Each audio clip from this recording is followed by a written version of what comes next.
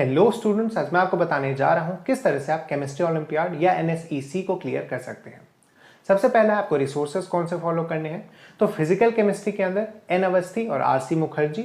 N Awasthi में बहुत ही अच्छे मल्टीपल चॉइस क्वेश्चंस हैं जो ओलंपियाड लेवल के होते हैं, और आरसी मुखर्जी में बहुत रिगरस कैलकुलेशन है जो कि अगर आप कर लेते हैं कैलकुलेटर के साथ तो आपको कैलकुलेटर का यूज सही जगह पे करना आ जाएगा ओलंपियाड्स के अंदर जैसा आपको करना होता है।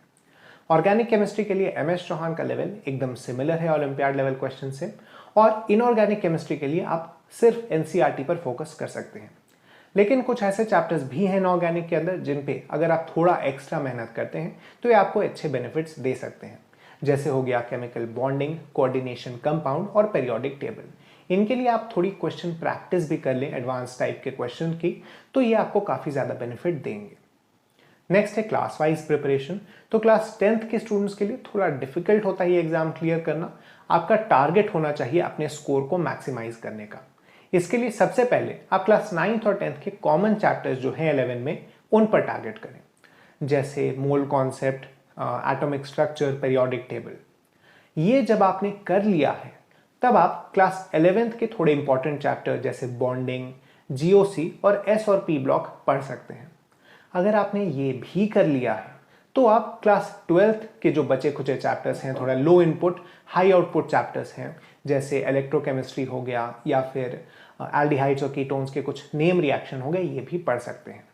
यहाँ पर मेरा स्पेशल सजेशन रहेगा क्लास 10th वाले स्टूडेंट्स के लिए कि आप एनटीएससी और बोर्ड्स पर ज़्यादा फोकस करें इस टाइम पर, क्योंकि वो ज़्यादा इंपॉर्टेंट एग्जाम्स हैं एज़ कम्पेयर टू ओलंपियाड्स, और वहाँ पर आपकी परफॉर्मेंस ज़्यादा मैटर भी करती है इस लेवल पर। नेक्स्ट है क्लास 11th स्टूडेंट्स के लिए। तो क्लास 11th ईजीएस्ट है, आप पर कोई भी प्रेशर नहीं है, और अब केवीपीवाई भी अबॉलिश हो गया है तो शायद आप पर वो भी प्रेशर नहीं रहेगा। तो यहाँ पर आपका टारगेट होना चाहिए कि आप क्लास 11th के सभी चैप्टर्स पर एक बहुत बड़ी ग्रिप बनाकर रखें। क्लास 11th के किसी भी चैप्टर से आपसे कोई भी क्वेश्चन पूछा जाए तो वो मिस नहीं होना चाहिए। ये अगर आपने कर लिया है तो आप क्लास 12th के कुछ चैप्टर्स कर सकते हैं, जैसे फिजिकल केमिस्ट्री में इलेक्ट्रोकेमिस्ट्री, सॉलिड स्टेट। ये सारे चैप्टर्स ज़्यादा थ्योरेटिकल टाइप हैं या फॉर्मूला टाइप हैं, तो ये आप आसानी से कर लेंगे। इसके साथ ही कुछ दिनों में मैं एक ऑर्गेनिक रिएक्शंस की लिस्ट अपलोड करूंगा। उन रिएक्शंस को अगर आप पढ़ लेते हैं तो आपका ऑर्गेनिक भी क्लास 12th का हो जाना चाहिए लगभग इस एग्जाम के लिए। क्लास 12 स्टूडेंट्स के लिए बहुत ही आसान है, आपको सिर्फ अपना जेई का सिलेबस रिवाइज करना है और कुछ नेग्लेक्टेड चैप्टर्स जैसे बायोमोलिक्यूल्स या क्वालिटेटिव एनालिसिस, इनको थोड़ा स्पेशल फोकस देके पढ़ लेना है, तो आपका पूरा सिलेबस कवर हो जाना चाहिए। नेक्स्ट है कि कौन से चैप्टर्स हैं जो आपके लिए इंपॉर्टेंट हैं। तो इसमें पहली कैटेगरी के चैप्टर्स हैं high output low input chapters. इसमें कौन कौन से चैप्टर्स आते हैं, तो इलेक्ट्रोकेमिस्ट्री में आपसे सिर्फ नर्न्स इक्वेशन या इलेक्ट्रोलिसिस के लॉज ही पूछे जाते हैं रिपीटेडली।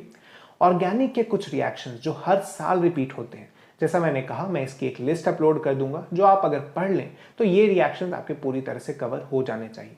और है पेरियोडिक टेबल वाले चैप्टर की इंपॉर्टेंस बहुत से स्टूडेंट्स नहीं समझते हैं। आपको समझना होगा कि अगर आप इस चैप्टर को अच्छे से कर लेते हैं तो आपकी पूरी ब्लॉक केमिस्ट्री पूरी तरह से हो जाती है ओलंपियाड लेवल पर। नेक्स्ट कैटेगरी है मस्ट डू चैप्टर्स।